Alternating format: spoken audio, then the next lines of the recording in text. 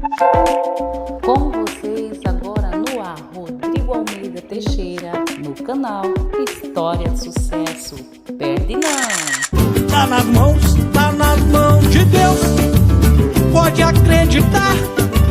Bota fé na vida, confia que vai variar. Tá nas mãos de Deus, pode acreditar.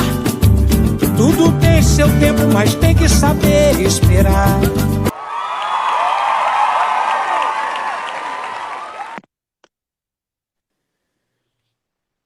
Olha o peixe aí, gente, na área. Fala, peixe. Beleza? Tudo bom, meu amigo? Tudo jóia. Então, meu amigo, conta aí, seja bem-vindo aí ao nosso programa e conta a sua história para nós, Marcos Peixe, grande poeta da Bahia. Opa, como pode um peixe vivo viver fora d'água fria? Pode-se vivendo no mar de poetas e poesia. Bom, minha história é a seguinte, meu irmão. Minha história poética se mistura com minha história de vida.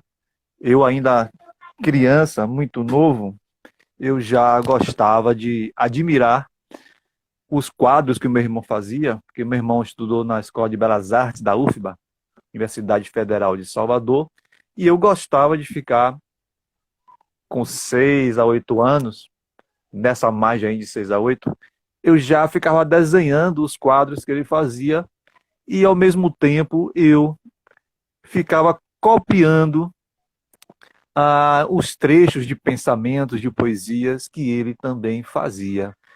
Bem novinho, né? 7 a 8. E eu 6 a 8 anos. E eu adorava também na escola o livro de língua portuguesa. Por que eu gostava do livro de língua portuguesa? Porque ali eu via aqueles textos enormes, né? Letras grandes, e eu ficava encantado com aquelas histórias. Eu lembro de um livro de inglês, em inglês, que era The Little Prince and the Fox, O Pequeno Príncipe e a Raposa. Então, assim, até hoje eu lembro daquela magia, daquelas fotografias, as ilustrações, né? E do texto em si. Então, eu sempre gostei. Fui crescendo, na adolescência, me deu vontade de escrever um livro, mas eu não tinha nem poesia suficiente e nem a poesia eu sabia que não era de qualidade. Mas eu já queria, naquela época, lançar um livro. E eu dizia para mim, se eu lançar um livro um dia, eu estarei no mesmo nível de Drummond. Não no nível linguístico, poético, mas se ele é escritor porque escreveu um livro, eu também estarei sendo escritor porque eu também escrevi um livro. E aí tem uma poesia que eu escrevi naquela época que consta na contracapa de um livro dele, Drummond, que eu comprei aos 15 anos com o dinheiro que minha irmã me deu. Em vez de comprar um tênis, ou ir para a sorveteria, gastar no shopping, eu comprei um livro de Drummond. E Amar se aprende amando. E ali eu fiz uma poesia que foi entrar no meu primeiro livro chamado Olhos Obnubilados, quando eu tinha 34 anos. Veja só como é importante a gente guardar aquilo que a gente escreve, né? Acreditar e que um dia aquilo pode virar coisa séria. E a poesia diz assim: determinação. Sempre que desisto de um sonho, morro. Não tenho coragem de me olhar no espelho, choro. Mas se a esperança não morre e luto para transformar os meus sonhos em realidade, o impossível torna-se possível. Após muitas batalhas, venço enfim a guerra. Torno-me herói de mim mesmo. Então olho-me no espelho e sorrio. Essa poesia entrou no meu livro Olhos Obnubilados, quando eu tinha 34 anos de idade, uma poesia feita aos 15. Então, temos que ter determinação e acreditar. Depois disso, vieram mais três... Por que guardou essa poesia por tanto tempo? É isso, porque primeiro que eu era adolescente, eu não tinha poesia suficiente para publicar, não tinha dinheiro, não tinha conhecimento, não sabia nada. Mas nas escolas eu sempre gostei de distribuir uns trechinhos de poesia. Geralmente nada meu. Regina Alves, beijos. Então eu distribuía para as meninas uns trechinhos de poesia, tá? Mas eu não tinha como publicar porque eu não tinha dinheiro nem material. Essa que eu publiquei aos 34 anos, no meu primeiro livro, assim, que é um livro de conto e não de, eu não tenho um livro de poesia, embora eu seja um poeta, é estranho isso. Mas enfim, eu fiz esse livro de contos, estava pronto, e aí eu estava na Secretaria de Educação certa vez, de Dias D'Ávila, onde eu trabalho, e tinha um editor lá também. E a gente se encontrou assim no corredor, e uma funcionária amiga minha falou: Marcos, vem cá, vai conhecer fulano de tal, que é da editora X. Fulano, veio conhecer Marcos Peixe, que é um poeta nosso aqui, professor. A gente se encontrou, ele falou: pô, me traga seu livro, se interessou logo, quero ver seu livro, tal, tal. E aí nós publicamos esse livro. Mas eu não tinha como lançar antes essa poesia, porque eu não tinha material, não tinha como fazer isso. Mas tudo vem na hora certa. O escritor ele se torna tal no momento que tem que ser. E vem no momento bom, já maduro, já mais ciente das coisas. O curioso é isso, aqui foi um livro de contos e não de poesia, entendeu, meu amigo Rodrigo? Ah, sim, sim, Mas sim. tudo bem. E eu ainda tô devendo um livro de poesia, não sei quando isso vai sair, e se vai sair. Eu publico muito em antologias, então as poesias ficam esparsas aqui e ali, mas eu fico morrendo de vontade de lançar um livro de poesia. Aí não sei quando vai O acontecer. seu Os livro, meus livros, eles são. as suas Ah, poesias estão junto com outros, com coletâneas, então você só tem um livro solo. é, eu tenho 4 livros solos infantis, são escritos em versos, são narrativas em versos. A gente podemos dizer que é uma poesia longa, né? Em uma narrativa longa em versos, uma poesia longa. Mas não é essa a intenção de ser poesia. É um livro que conta a história. É um Era uma Vez. Então são 4 livros. Um deles é Uhum. de contos, os outros são narrativas que eu escrevi em forma de poesia porque é a minha grande paixão, né? Inclusive eles são rimados. Tem gente que diz que é cordel, mas não é cordel. Cordel é outra coisa.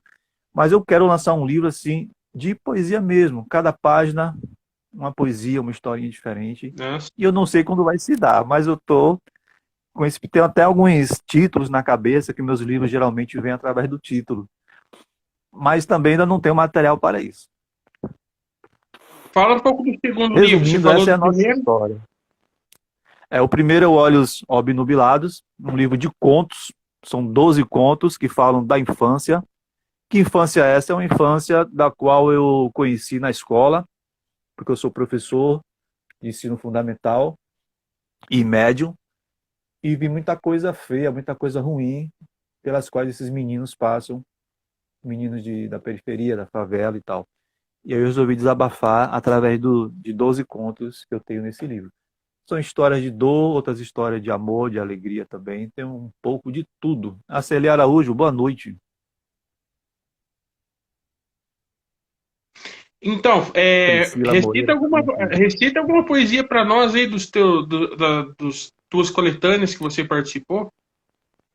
Isso, eu recitei agora o Determinação, que é do Olhos Obnubilados. Cara, eu sempre quis, eu sou de Salvador, Bahia, e eu sempre quis participar de uma antologia local nordestina que falasse dessa questão do nossa, muito regional. E até que surgiu a Ecos do Nordeste, eu me joguei, adorei. E aqui tem 2 poesias minhas. Vou recitar uma que para mim traz assim muito do que é a essência do texto poético, que é o estranhamento. Então aqui tem assim, a molhação do rio. Como é que pode? Como é que um rio molha se o rio já é molhado? Né? Então o título ele já futuca o leitor.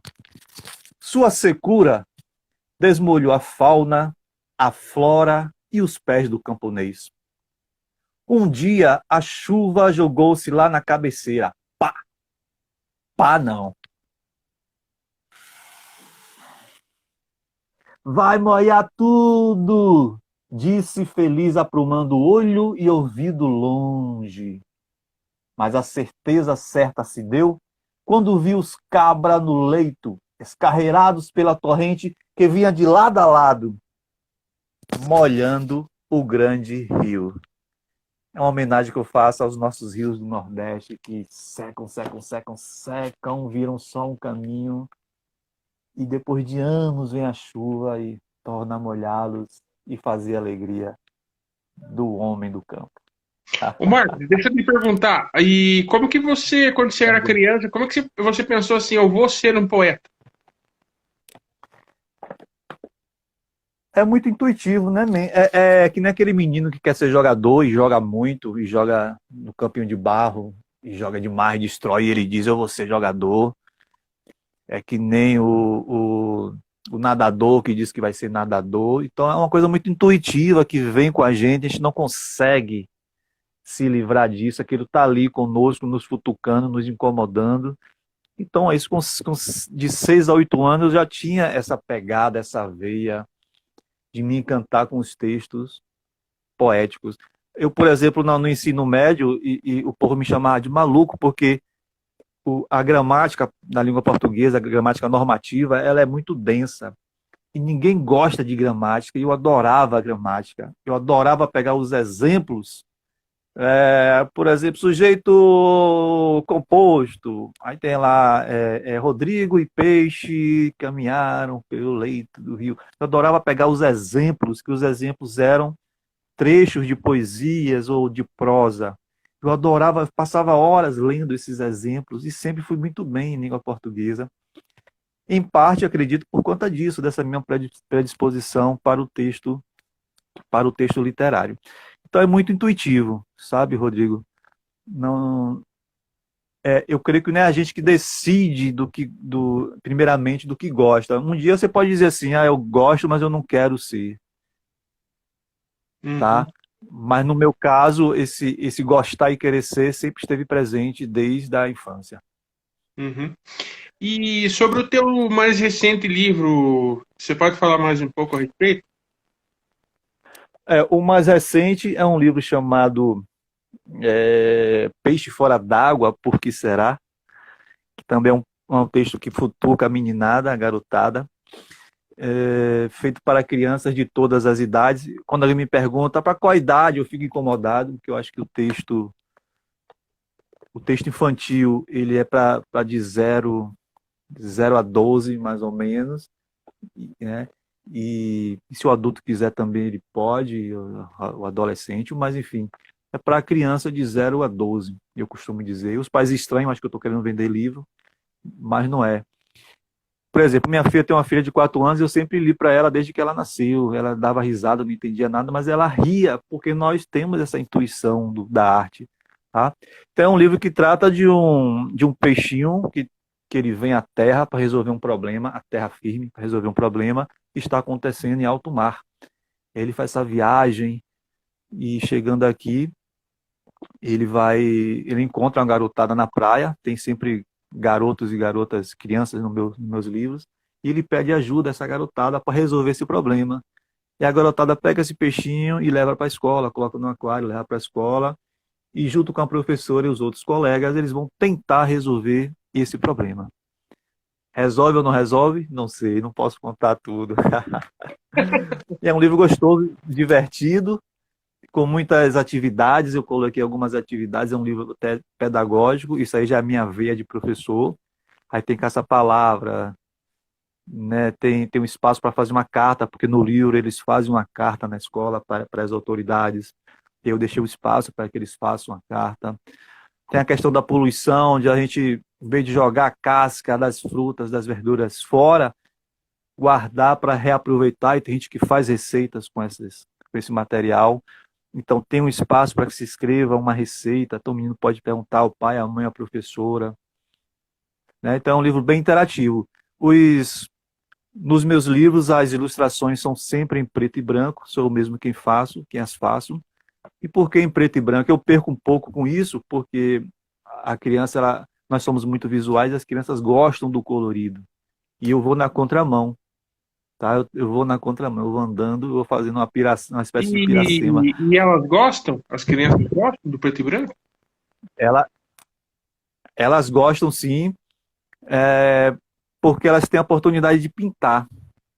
O livro colorido eles atraem, porque são coloridos, tem um projeto gráfico muito bom, muito moderno, mas a criança não pinta. Tá?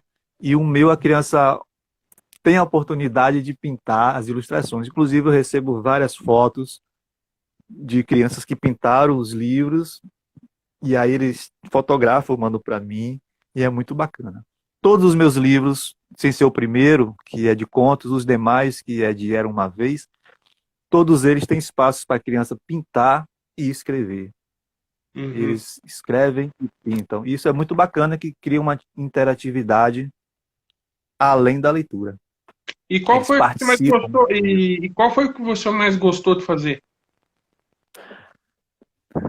Cara, a resposta vai ser aquele velho chavão, né? Assim, a gente gosta de todos os filhos, tal, não tem nenhum filho que te goste mais do que o outro, tal. Mas tem sempre as afinidades, né? Assim, as particularidades. O livro de contos foi o primeiro, então é o primogênito, a gente tem aquele carinho especial, cuidado. As Tranças de Rapunzel é o livro do meio, é como se fosse a menininha, tal, a filha mulher, a gente tem aquele cuidado também, né? O último é porque é sempre o último, então a gente também cerca ele de cuidados. Agora Uhum. tem o verde, o livro verde, que se chama O que a gente faz.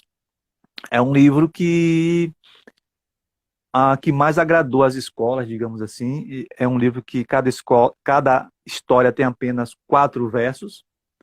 É sobre a nossa ética dentro da cidade, assim, de você pegar o cachorro, leva para a rua, ele fazia o cocô. De você comer uma coisa e pegar o saco e jogar no chão. Comer amendoim no ônibus e jogar a casca no chão. Então, cada historinha ela só tem 4 versos e termina com a pergunta que é título do livro. O que a gente faz? Ou seja, o que a gente faz diante de uma falta de educação dessa? E tem 4 linhas para a criança responder. Eu acredito que esse, ah, para mim, é um livro mais interessante, embora seja as ilustrações onde eu menos caprichei na escrita. Eu fui mais desleixado de propósito para deixar um desenho mais infantil mesmo, né? Mas é um livro bem bacana, eu adoro esse livro, é bem lúdico. Quando eu vou para as escolas, ou quando ia, por conta da pandemia, não vou mais. Quando nós íamos às escolas, era uma festa danada por conta desse livro, e as escolas gostam muito. As Tranças de Rapunzel, também, minha sobrinha ama esse livro, ela tem anda com ele para onde vai. Algumas escritoras negras aqui da Bahia adoram esse livro e me indicam, inclusive, para a feira de africanidades por conta desse livro. Enfim, cada livro tem sua particularidade, mas esse verde, o que a gente faz, sim, eu tenho uma afinidade bem bacana com ela por conta da ludicidade que ele traz em cada página. Maravilha. E você tem esses livros estão todos tem algum em e-book ou só impresso? Como é que tá? Para o pessoal procurar. Não, eu só tenho esses livros impressos. Se a impressora fez algum e-book, eu não sei, não estou sabendo. Eu vou até saber dela. Eu sei que vende através de plataformas de editoras, né? Assim, Uhum. comprar através de editoras também, mas tipo assim, a Amazon, essas coisas. Mas eu não sei como procurar, porque uma vez eu fui procurar, aí tem todo um caminho, tem que entrar lá na página da editora e tal. Mas a editora vende, eu vendo, e e-book eu acredito que não tenha. Uhum. Olha só, Peixe, eu quero te agradecer a tua participação aqui e eu queria perguntar para você quem que você quer indicar aí para nós.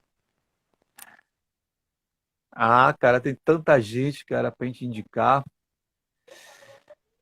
Tem que ser escritor e Não, tal, a qualquer. pode ser qualquer área, né? Tipo assim, cantor, qualquer um que se queira.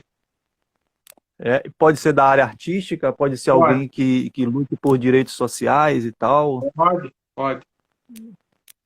Tem um rapaz chamado Anderson Santos, aqui de Salvador, do bairro de Cajazeiras, que é da periferia de Salvador. Ele é deficiente físico, ele vive numa cadeira. Inclusive, no meu primeiro livro tem um conto que é em homenagem a ele. E eu tenho 2 poesias também que é em homenagem a ele, embora eu não as tenha aqui agora. E é um cara que batalha muito pelos direitos dos deficientes físicos aqui em Salvador. Inclusive, uma das poesias que eu fiz é sobre o fato dele ter removido uma pedra de toneladas em frente ao Shopping Guatemi. Quem é de Salvador sabe disso. Tira essa palha.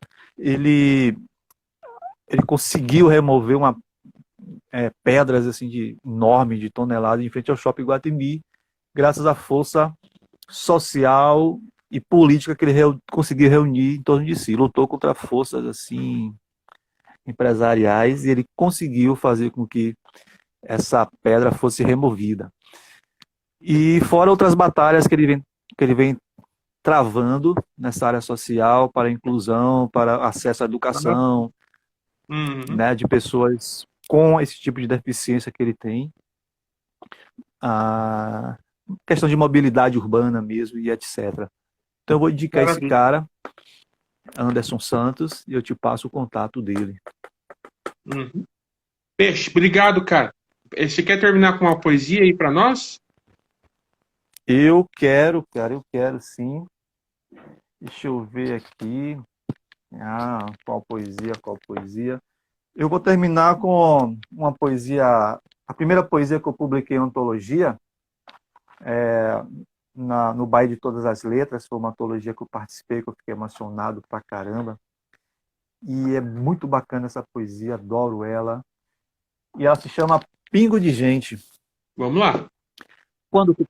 Quando crescer, vou ser um menino levado, desses que chegam à casa da avó, ela diz. Eita, que lá vem.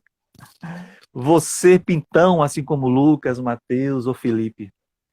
Quando crescer, vou acreditar em caipora e mula sem cabeça. Também Saci, Emília e Tainá da Amazônia. E teria certeza de que a perspicácia dos 7, 8 anos vence a malícia dos séculos. Quando crescer, vou ser grande como o polegarzinho e nunca pequeno como Golias. Vou ser atemporal como todas as crianças. Ontem a gente vamos na praia, amanhã nós estava no circo e deu língua pro leão.